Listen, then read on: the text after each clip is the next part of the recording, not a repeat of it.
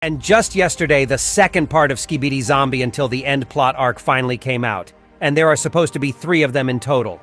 And I don't know what's going to happen in the third part yet, but the second one already blew my mind because of how crazy and heartbreaking it was. The Alliance just can't stop catching L's left and right. So not only did the Knight get teleported to the SCP universe without his special stuff, but another great character also has to go to heaven in this episode. And was this sacrifice actually worth reviving Titan Cameraman? And what's going to happen next? Will the Plague Doctor actually be the winner after all, or the Alliance still has a chance to do something against him?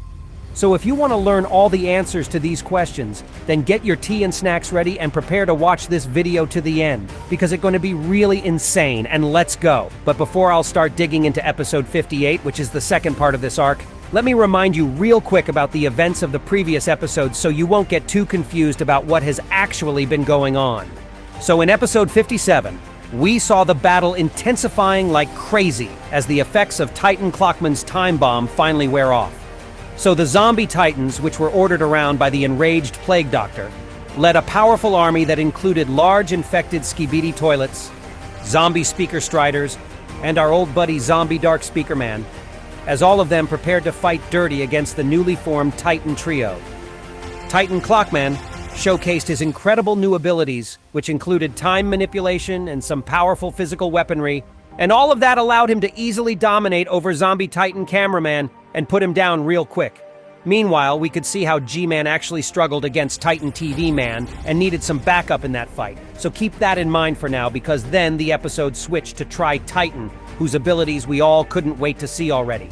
And in case you don't remember, Tri-Titan actually arrived to this universe from the Verlance's Skibidi Wars multiverse, and long story short, this guy and his powers are just crazy.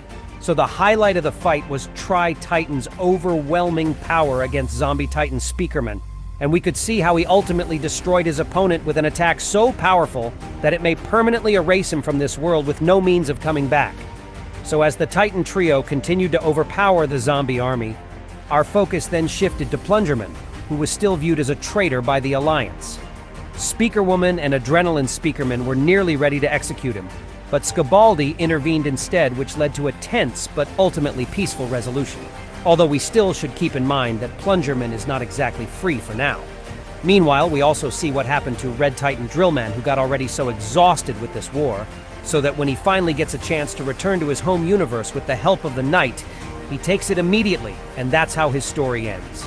However, the Plague Doctor and Zombie Dark Speaker Man manage to ambush the Knight and steal both his core and portal opening stuff. The Knight pleads SCP Dave to end the conflict, but the Plague Doctor decides to banish him back to the SCP universe without any weapons and trap him there forever. And as episode 57 ends, Titan Clockman activates another time bomb and plans to do something about this horrible situation. And in today's episode, we'll see exactly how it's going to play out.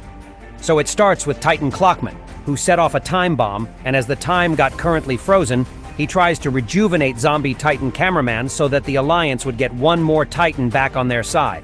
But unfortunately, this also means that the Knight has been left truly on his own without any help. While in my analysis of the last episode, I thought that the Clockman's goal was actually to bring the Knight back.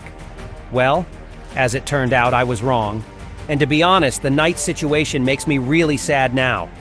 Anyway, so Titan Clockman sacrifices a large amount of time controlling powers from the flasks on his body so that Titan Cameraman could be revived.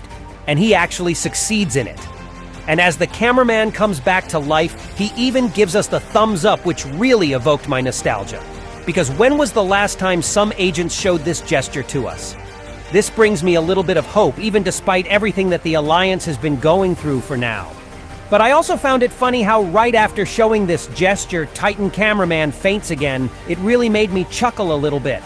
Well, and meanwhile, the Plague Doctor is obviously not happy that one of his zombie titans got revived from the virus, so he yells no. But that's not the end of all the surprises yet. Because in the next second, we see how the Speakerman's flying ship slowly approaches out location. And this means that the Alliance sent more reinforcements to help our Titans trio in the battle with SCP Dave. And now we'll see something truly insane. And aside from Speakermen, we also see that a new squad of cameramen also arrived, and both races are well equipped and ready for any sorts of trouble.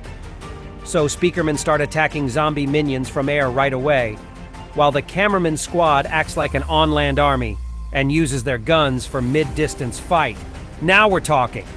But aside from dealing with the Plague Doctor's horde, these reinforcements were actually sent for one more purpose, and it's to take the body of still unconscious Titan cameraman away to the Alliance's base so that his revival wouldn't be wasted in vain in case he'd be accidentally damaged or destroyed on the battlefield in such a state. Meanwhile, we're getting back to Plungerman, who recently restored his friendly ties with Speakerwoman. So their company, including Scabaldi and Adrenaline Speakerman, is now planning to do something against the Plague Doctor while they still have a chance. And for now, Plungerman explains his comrades what exactly he needs the Special Corps for, and how he can control the Plague Doctor's minions with it. And thankfully, all the guys believed Plungerman quite easily this time, and we